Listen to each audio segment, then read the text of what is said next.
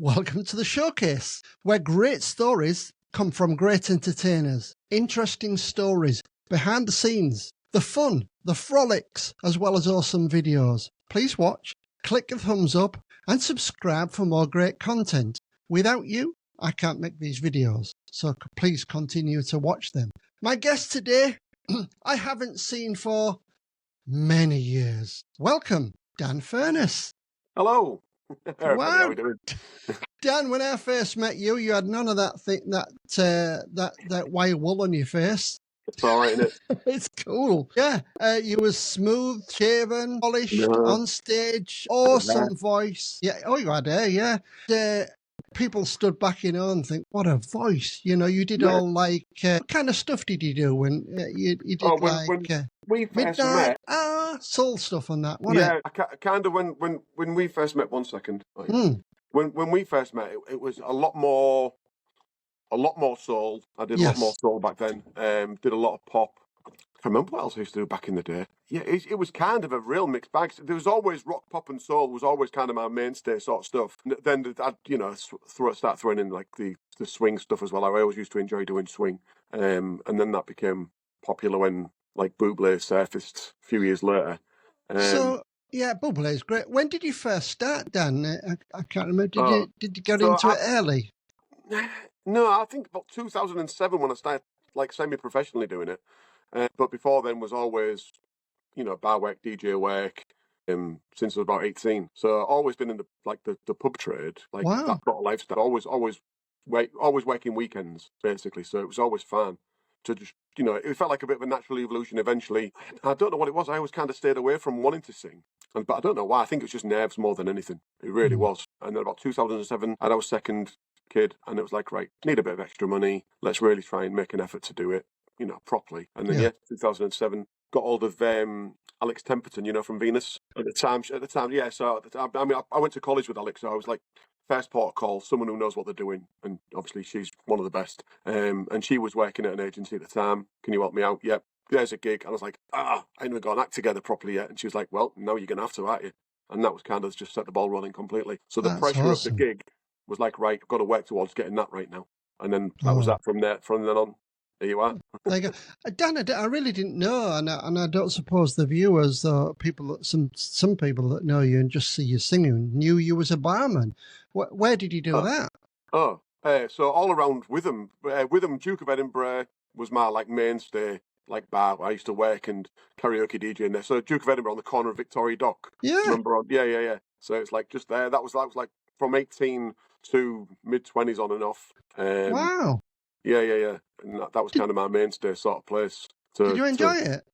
I almost lived in the building for about 4 years, to be honest. It was brilliant. It was amazing because I don't know what it was about it. It was just a real nice community of people. Always the same people, always good regulars. I mean, it was a truckers pub as well midweek, believe it or not. So you used to get people in from all over the country, So it was just a nice, good mix of people from Europe and up and down the country, and yeah, it was nice. Always friendly. It's a real shame because that area is dead now, isn't it? Yeah, it's really has died off dramatically. Well, all of Hull has really died off over the past 30 years, but yeah, it's become a much quieter area to go drinking in. It's more of a day drinking spot now. Sundays are always still good.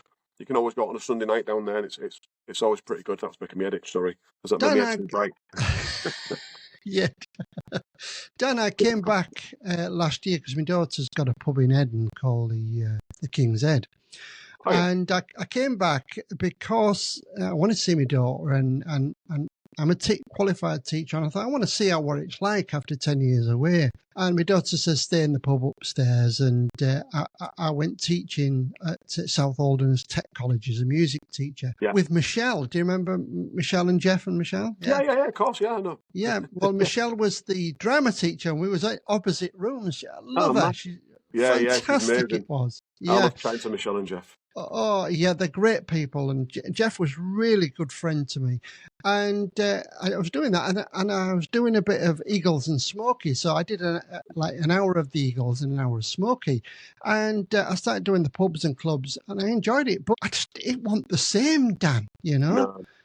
It was so different. Well, I mean, it's a weird one because when I started, it was kind of tailing off like that sort of like, I suppose when a lot of people my age who started when they were 18, they saw some of the real heyday of publand and clubland for the live music scene, and I was more of, I liked to go out and watch that sort of stuff. Like, remember King Billy?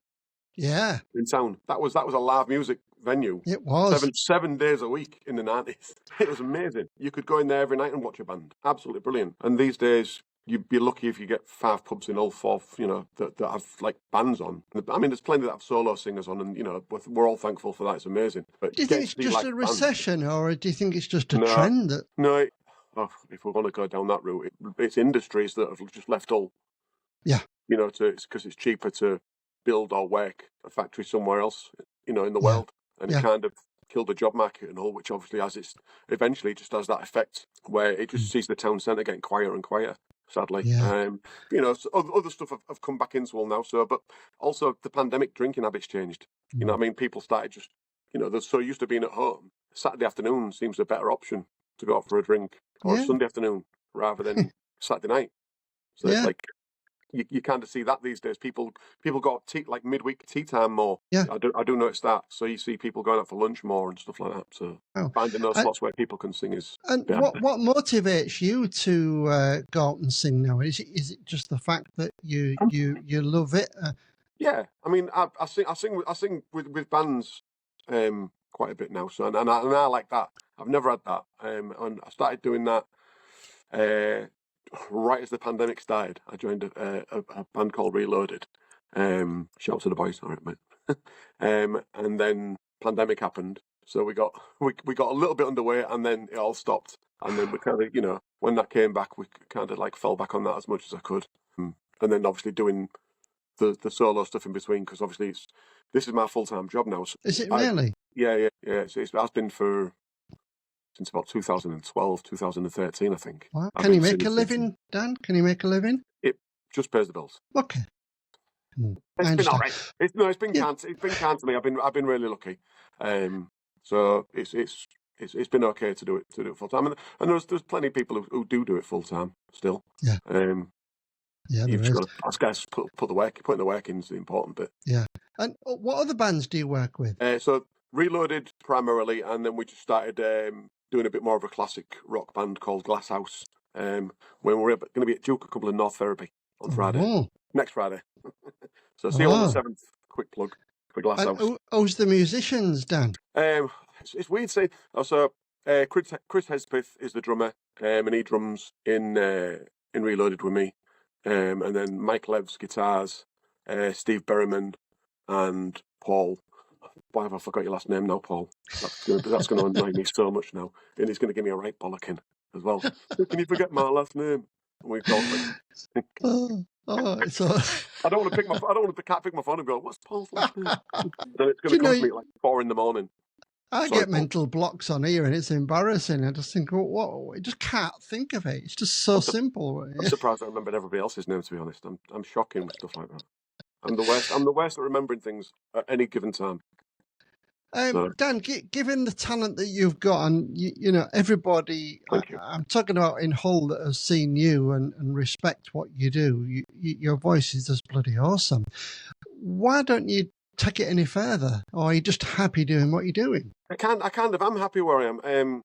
It was always a difficult choice. I mean, I had a few opportunities to travel further and farther when I was younger, but so I've got 2 boys that are special needs, so it was a bit hard to travel, be away from home for the duration that'd be required, to build a bit more of a like the big, I suppose, the bigger venues and bigger careers that are out there. And now I'm getting a bit too old to want to, you know what I mean? I mean, I suppose if there's opportunities out there for people, I always feel like traveling and going further abroad and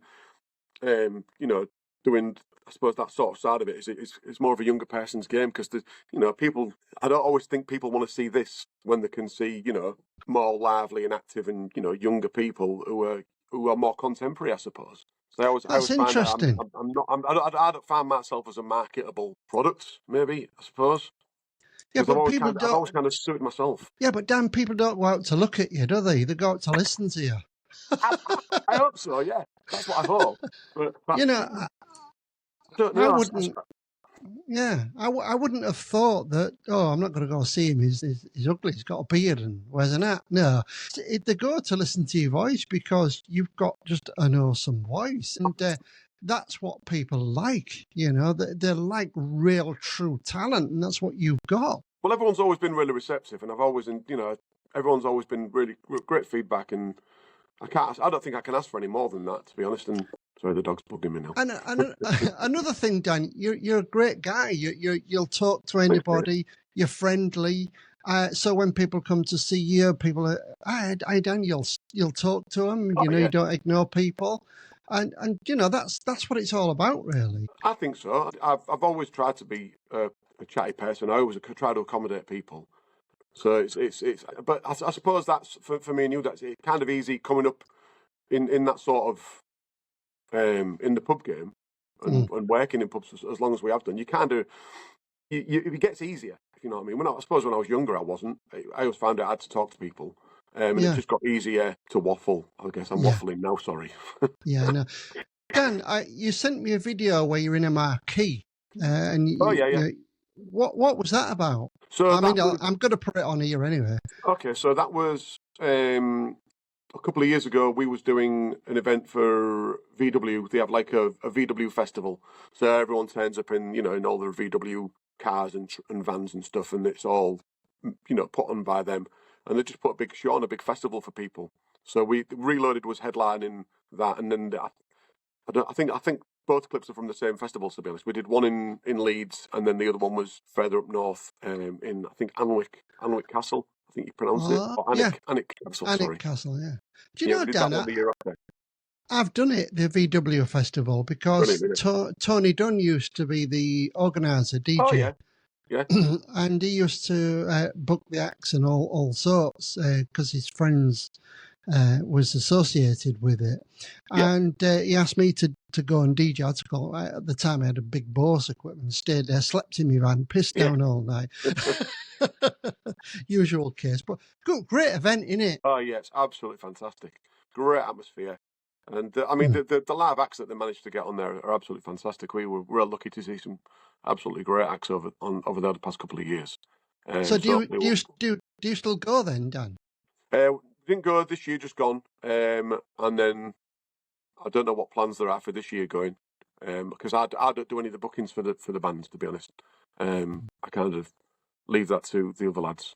But I suppose that there's either this year or next year, hopefully, get back there and do it again, because it's just a good fun one to do. I can tell you enjoyed it. You got your fun. Yeah. I couldn't help myself. Well, memories, Yeah, it's absolutely fantastic. So, do you travel at the moment, or do you just really stay around Hull? No, not anymore. I just try and keep it Yorkshire, to be honest, these days, and a bit northern Lincolnshire. Only because I've not needed to go any further than that. There's enough work, in this sort of immediate area that, I mean, there's some great opportunities and work that some of the bands do who I know work up and down the country, and they're all absolutely fantastic, and they get some great shows to do. But I've just been happy where it is. I always like to try and think that things are like they'll happen organically, because I'm just terrible at self promotion. I'm just terrible at pushing myself. I don't know why. Don't you have a website or anything like that? No. I've got a Facebook page that I probably haven't updated in forever. Okay. I never go on it. I created one thinking, you're supposed to do this, and then it's like, but you've actually got to put stuff on it. I was like, yeah. Okay. I'm terrible at social media. You're working through an agent, or you're just solely booking yourself? Yeah, Kingston Artists I work through, and then I think they work through various other artists. Yes. I think they're all interlinked these days, agents. They sell each other's act, don't they? Yeah, they kind of do. Yeah. Kingston, and then primarily, and then the band kind of book privately as well. Have you got a favourite venue? I think so. Only because it's difficult to say. It's a weird one to say. Do you know what I actually like doing? And there's a few reasons for this. Tiger's Lair on a midweek in Tiger's Lair, right? It's such a good laugh. And it's one of those venues. So and generally you get there'll be a compare on and then an act on, and generally I don't even get off stage for 3 hours because I'll just stand. Because yeah, well, when we're just having a good laugh and it's good fun. So if the compare's singing, I'll be stood behind them just like being a backing singer, and it's like until like there's like bingo or play your cards right to play, then I'm not doing it. But otherwise, I'll just stay on stage and just keep plugging it out because it's just everyone's having a good time and it's a good laugh, and it's actually somewhere I'd go for a drink midweek if I can get away with it because it's just good fun, and you do get treated to see some actually really good acts that'll come there because it's such a good atmosphere. Madly enough, it's brilliant. And the acts go sit in the audience. I mean, when I did it, Terry Bell was there, Anna Lee was there, Manny Black was there, Lee Cable was there. You know, and you sit with them. All great acts. Oh, absolutely. They're all wherever you're seen anytime. When you get a Thursday afternoon off and you want to go for like a little day sesh, and there's a good act on somewhere, it's like right there. Yeah, so that is a bit of a treat as well.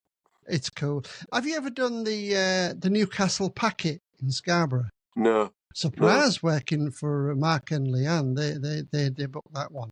That's awesome venue. That's an afternoon, Sunday afternoon. Yeah. All right. Yeah. Yeah. Sunday afternoon is always a bit of a difficult one because I'm always out Sunday afternoon. Oh. Maybe that's why you haven't done it. Maybe. Yeah. And what kind of like plans now? I mean, are you slowing down a bit, or are you still liking doing it? Or what? I'm still always busy, but it's kind of changing now. So the landscape for me singing is changing from doing more. I want to push more of the band work, more than solo stuff now. Because the older I'm getting, the more I like doing that, and I've never had the opportunity to do it properly before, and that's just become a little bit more addictive in. You know, in the camaraderie you have with people on stage, and it's just good fun performing with people, and performing live is great fun. As much as I enjoy doing my solo stuff, and I really do, and I've got to work with some great people, you know, over the years doing solo stuff. But working with a band is just it's good. It's a good life. Talking about bands, was you around? Did you start in the times when there was bands that backed you, like for example, Paul Rodgers, Terry Bell, Julie Kinsey? You never used dots? No, never. I did get some dots put together actually for that, and it never really came through. So, but I was saying this to Rich. I want to say Rich Green or Rich Hall. Oh my God. Anyway, he works in they work out of Willow's Club. They've got the house there. Oh yeah. Why last band standing? Last band standing. There we go.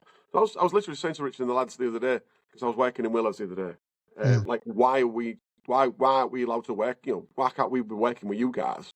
Yeah. It wouldn't take much to be able to just add because they've got like their system is amazing. It's all digitized, so you can like pull up songs, like the whole list of songs that they do can just get pulled up, and they'll go like you could make a set list out of everything they do easily, or bring your own and have them read the dots. It'd be no problem, and stuff like that. I think it is a bit of a missed thing, to be honest, because it utilises great musicians who've been doing it for such a long time, who would probably love to play a lot more than they are.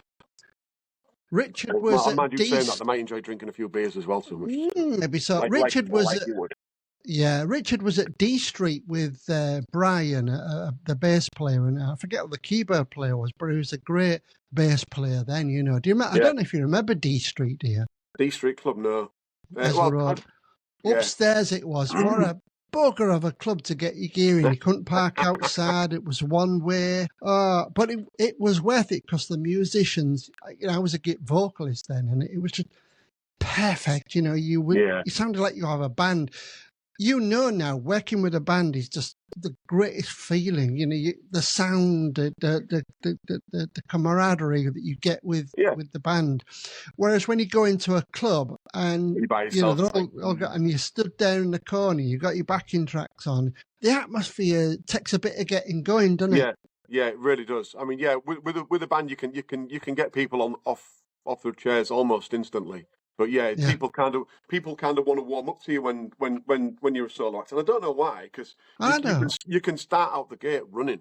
You really can with some songs, and sometimes people, I think they just want to be a little bit drunker. You know, what I mean, just that's why that third spot's, you know, that second spot's always the banger, because people have had they've had a few laughness and they don't mind getting up.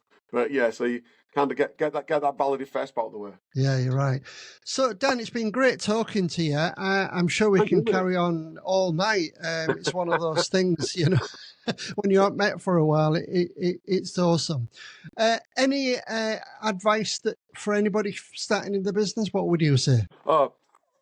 Just practice always, and just keep plugging away. The little things that you're paranoid about will come to you with experience. So, you know, kind of try not to listen too much to people who aren't in the industry, I suppose.